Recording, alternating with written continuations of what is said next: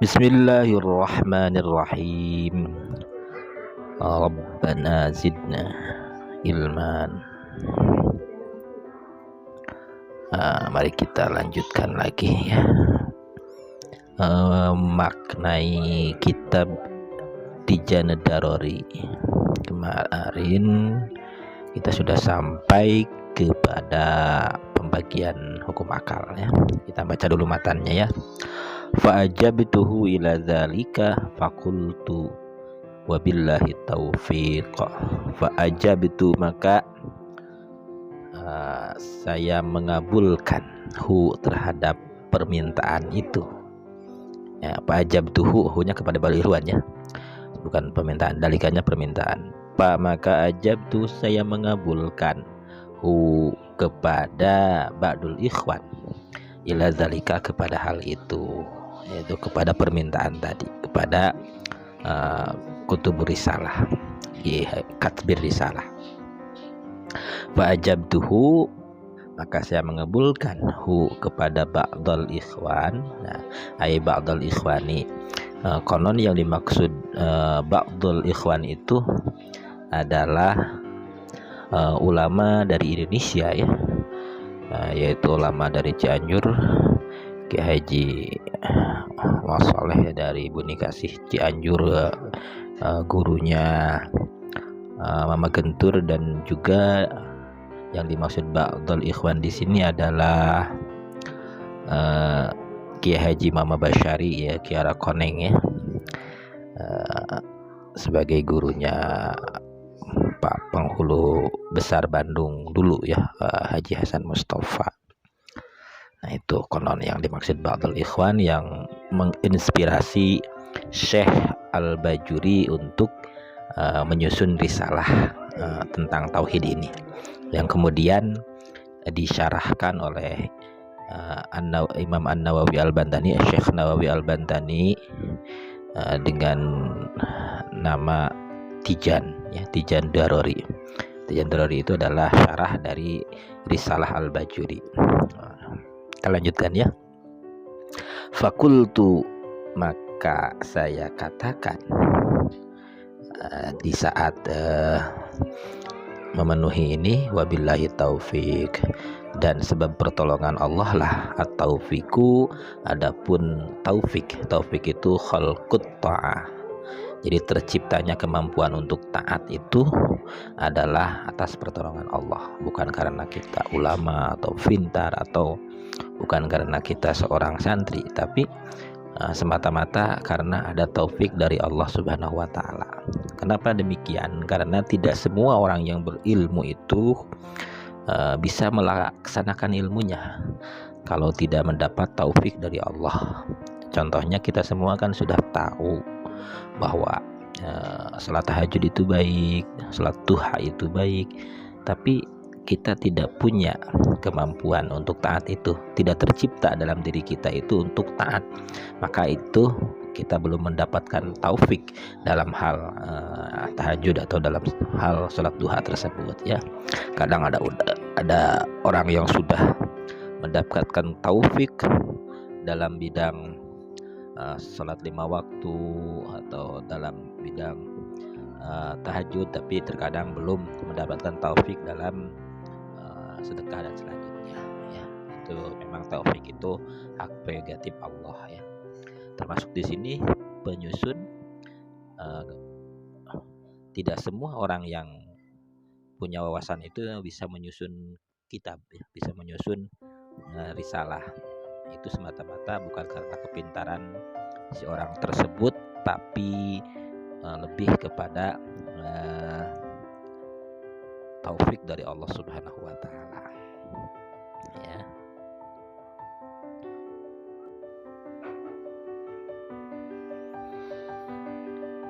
Yajibu ala kulli mukallafin ayya'rifa ma yajibu fi haqqihi ta'ala wa ma yastahilu wa ma yajuzu.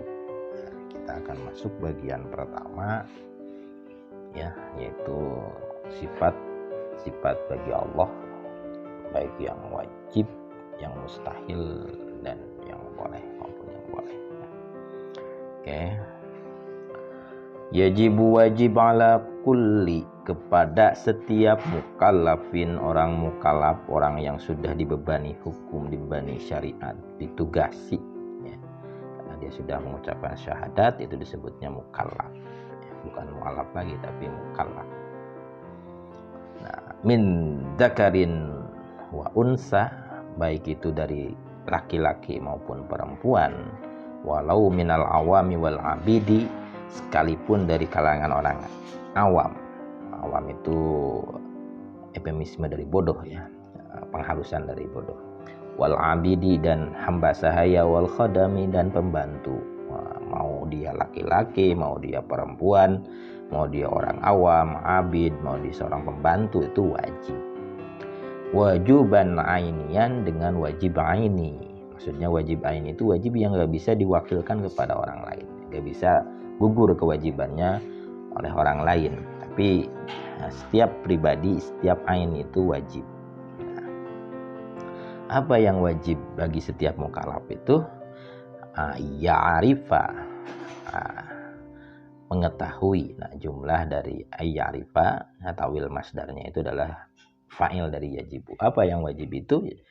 Ya'rifa, dia mengetahui, si mukallaf itu mengetahui, memakrifati, mengenal dengan baik, ma, terhadap yang yajibu wajib, bihaqqihi ta'ala, dalam haknya Allah Ta'ala, wa ma yastahilu, dan hal yang mustahil, wa ma yajuju, dan hal yang boleh.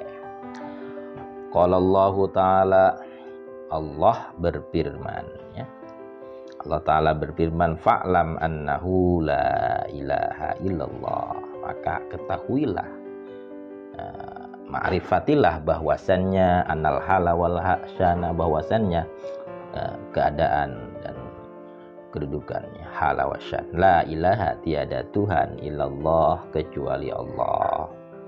Wal ma'rifatu, sedangkan yang dimaksud ma'rifat tadi ya'rifa, ya'rifa itu ma'rifat, mengetahui dengan benar, dengan kuat. Apa ma'rifat itu? Definisi ma'rifat adalah hiya idrakun jazimun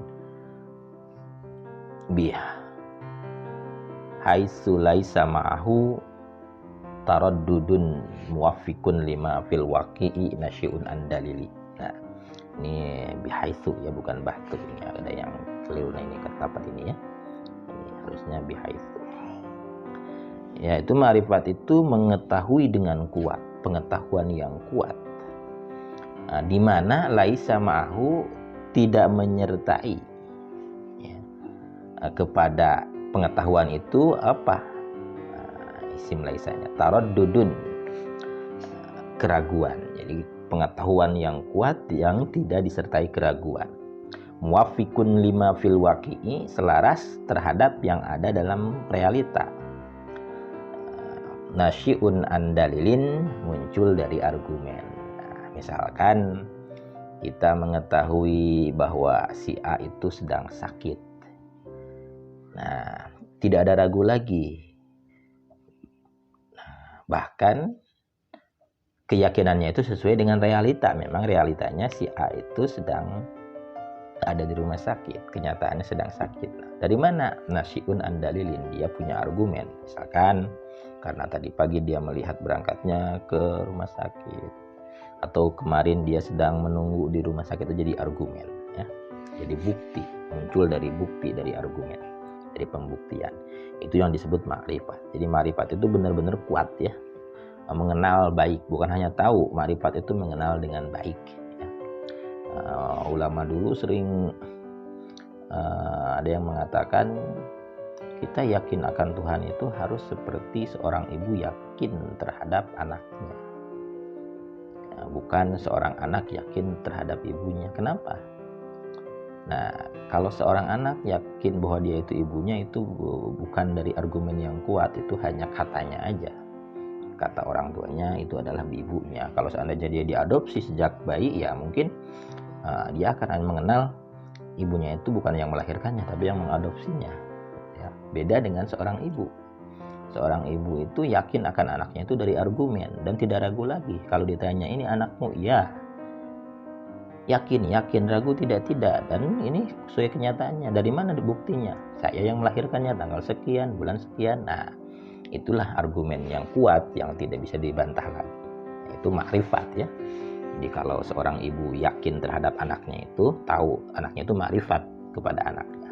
Beda dengan seorang anak tahu akan orang tuanya, akan ibunya, itu bukan makrifat, tapi itu hanya tahu saja. Bisa tahu itu dari kabar orang lain ya, dan seterusnya. Nah, kita kepada Allah itu bukan hanya tahu, tapi harus makrifat, harus ya'rifah ya. Itu idrakun jazimun bihaisu laisa ma'ahu taraddudun muwaffiqun lima fil waqi'i nasyi'un an dalilin. Itu definisi makrifat ya. Wa yajibu, dan wajib. Nah, wajib tadi, maksud wajib di sana itu wajib syar'an, wajib menurut syariat ya. Wajib ma'rifat itu bukan wajib akal. Wajib mengenal Allah itu wajib syariat. Alama dzakara, nah, wajib memakrifati terhadap yang akan disebutkan, atau wajib yang disebutkan tadi itu, memakrifati yang disebutkan itu wujuban ainian ya. Berdasarkan yang sudah disebutkan ya, wajib syar'i berdasarkan yang sudah disebutkan, wajibnya adalah wujuban ainian. Apa yang wajib itu? Ma'rifatu kulli aqidatin bidalilihal ijmali. Jadi mengenal setiap akidah dengan argumen-argumennya yang secara global, itu yang wajib ya. Jadi mengenal argumen secara global akan akidah itu adalah wajib aini. Nah, wa amma ma'rifatuha bidalilihat tafsiliyah, sedangkan mengenal akidah itu dengan dalil-dalilnya yang rinci, yang secara rinci, mulai dari premisnya dan terus detail ke dalamnya, premis mayor, minor, kemudian conclusion, kemudian di dalamnya itu bahwa fardu kifayatin, itu hukumnya fardu kifayah ya, tidak wajib setiap orang, karena tidak setiap orang memiliki kapasitas untuk sampai kepada hal-hal yang pelik, hal-hal yang guamil, yang dalam.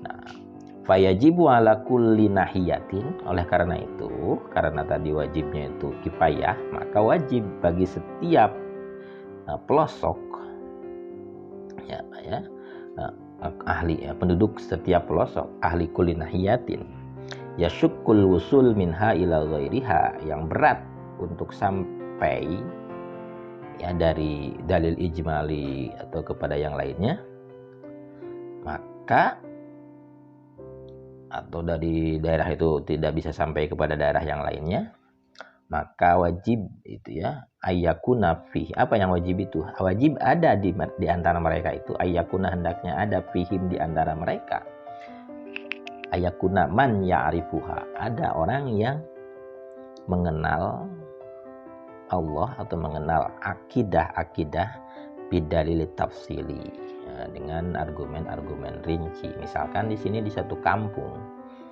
tidak ada yang mengenal dalil-dalil akidah secara rinci, dan kampung ini tidak bisa menempel kepada kampung lain sehingga susah untuk menanyakannya, maka itu wajib ada seorang di sana. Li'annahu, alasannya, rubama toro'at bihim syubhatun, saat karena sesungguhnya bahwasannya rubama, kapan-kapan ya, barangkali nanti toro'at muncul bihim di antara mereka apa syubhatun, keseliruan ya, hal yang membuat ragu, fayadfa'uha, maka si orang tersebut yang ahli dalam hal rinci ini bisa menghalaunya gitu ya. Memang kalau di zaman sekarang sih kulinahiyatin mungkin tidak berlaku dengan globalisasi yang sekarang sudah menjadi dekat ya. Sekarang bisa orang Indonesia bisa menanyakan kepada ulama yang di negara manapun ya, dengan adanya teknologi. Mungkin argumen fardu kifayah kulinahiyatin ini sekarang bisa dibantah ya.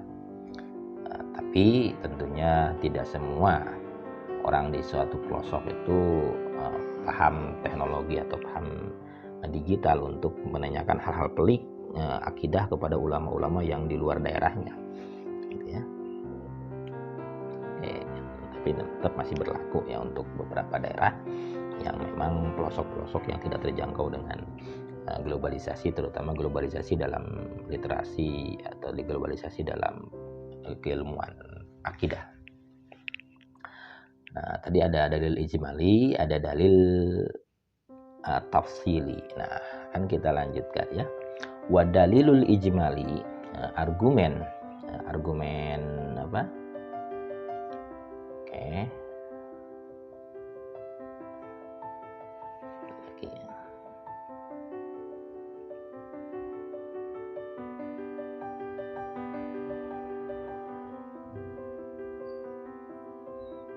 Argumen ijmali ya, kita lanjutkan ya. Apa itu argumen ijmali?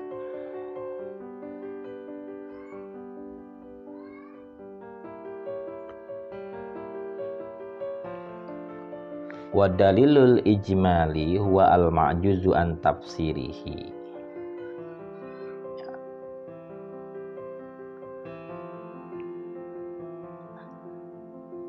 Yaitu argumen global itu adalah al-ma'juzu an tafsirihi wa dab'i syubhihi fa idza qila laka. Dalil ijmali itu adalah yang tidak bisa menginterpretasikannya dan tidak bisa menolak andab'i syibhihi atau syubahihi, dari menolak kesyubhatan-kesyubhatannya. Itu dalil ijmali. Fa idza qila laka, maka jika ditanyakan kepadamu, mad dalilu ala wujudihi ta'ala, apa dalil adanya Allah? Fakulta, maka engkau menjawab al-alamu, adanya alam ini. Nah, kemudian walam ta'rif, dan engkau tidak mengetahui jihatad dilalah, jadi arah dilalahnya itu hal hiya hudusuhu au imkanuhu au huma, yang menjadi arah argumennya itu bahwa alam ini menjadi bukti adanya Allah itu karena barunya atau karena mungkinnya. Nah, kalau belum sampai ke sana, belum mengenal karena barunya atau karena mungkinnya atau karena keduanya, nah maka itu sebutnya baru tahu dalil ijmali.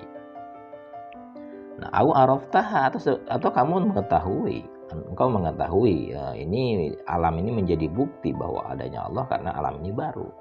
Tapi walam takdir ala fakis syubhati, tidak mampu, dan kau tidak mampu untuk mengurai keseliruan kesyubhatan. Bahwa dalilun ijmaliyun, maka hal yang seperti itu adalah argumen ijmali, dalil ijmali.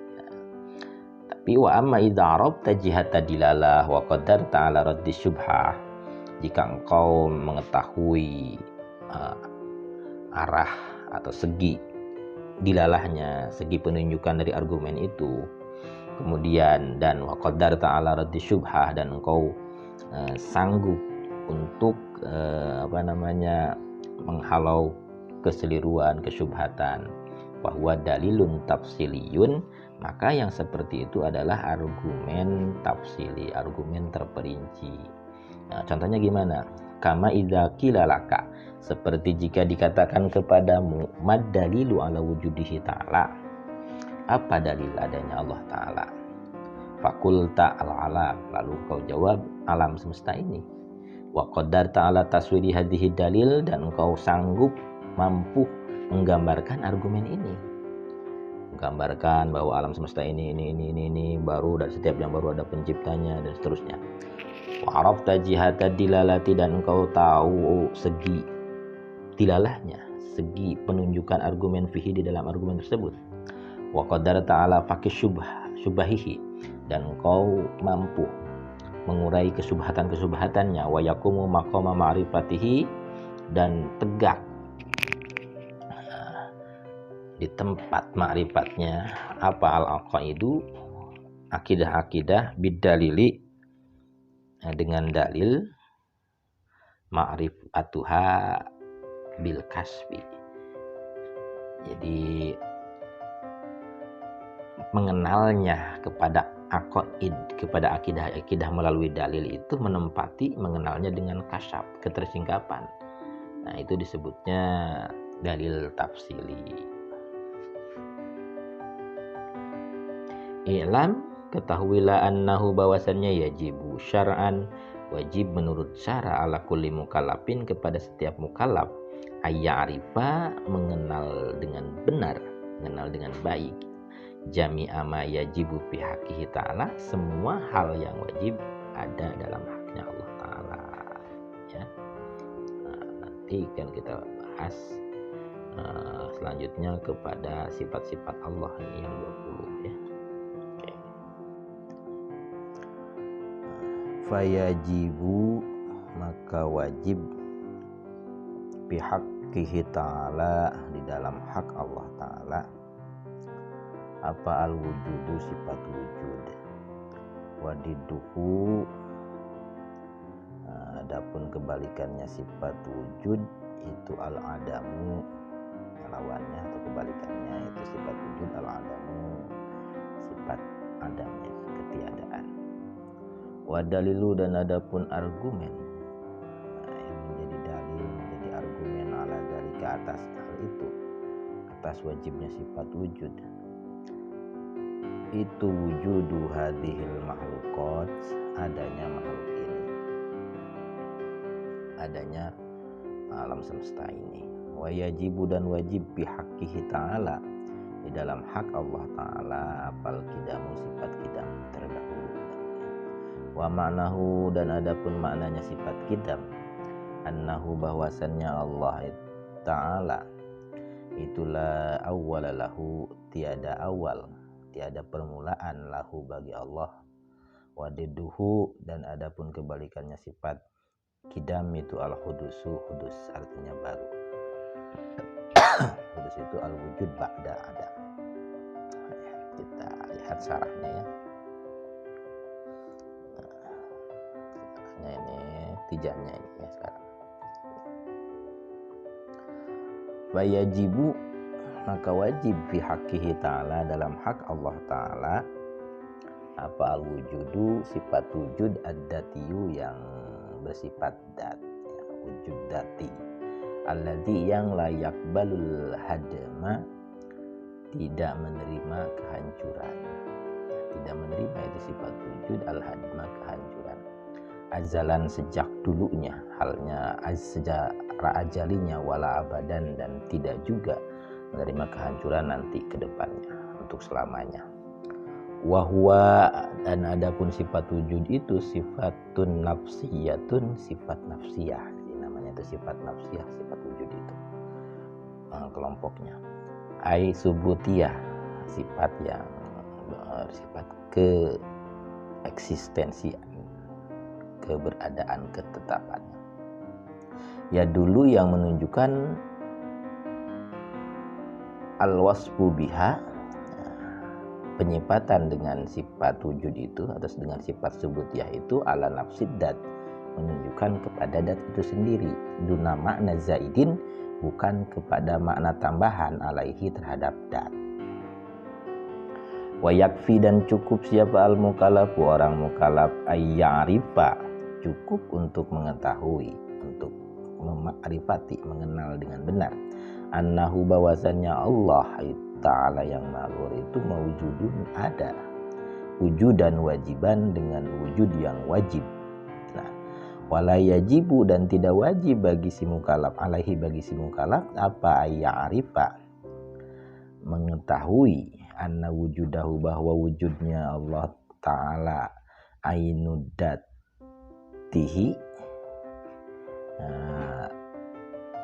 ain datnya, jadi substansi datnya Allah, au ghairu dalika, au ghairu datihi, atau selain datnya, li anna dalika, karena hal itu, min ghawamidil kalami, termasuk kajian atau bagian-bagian ilmu kalam yang sangat dalam atau yang sangat pelik. Jadi secara umum mukallaf tidak wajib membahas terlalu dalam apakah wujud Allah itu ainudat atau ghairudat ya. Itu bagian orang-orang yang mendalam ilmunya ya, untuk setingkatan kita cukup tahu Allah itu sifatnya wajibul wujud ya. Wujudnya itu wajibnya wajib akli ya. Nah sekarang kita masuk pada argumennya. Nah kebalikannya dulu ya, wadiduhu, dan kebalikannya atau lawannya sifat wujud itu al-adamu adam, ketiadaan, adam kain ya.